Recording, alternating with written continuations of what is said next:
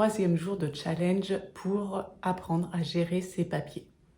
Si jamais tu as raté le premier et le deuxième jour, voici ce que nous avons fait. Le premier jour, nous avons rassemblé tous les papiers en un seul et même endroit. Le deuxième jour, nous avons jeté tous les papiers qui étaient facilement jetables, c'est-à-dire ceux qui sont périmés et dont on voit la date, comme des calendriers par exemple, des tickets de caisse dont on n'a plus besoin. Voilà, tout ce genre de petits papiers.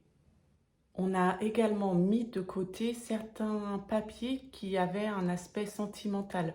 Par exemple, si vous avez retrouvé des lettres de vos amoureux ou des papiers qui vous rappellent une sortie qui était agréable et que vous souhaitez garder. Pour ce troisième jour de challenge, on va catégoriser nos papiers.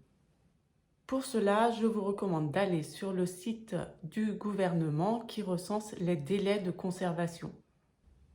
De mon côté, j'ai un document qui recense les éléments de ce site et que je présente à mes clients. Je vous le montre rapidement.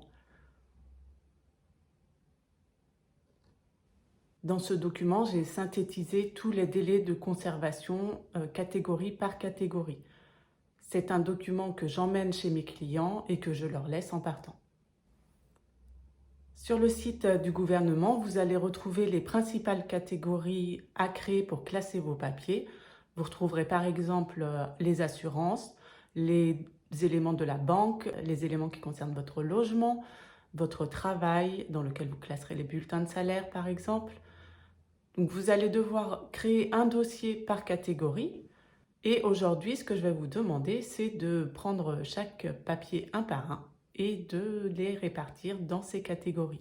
C'est tout ce que je vais vous demander pour aujourd'hui. Je vous souhaite bon courage et je vous dis à demain.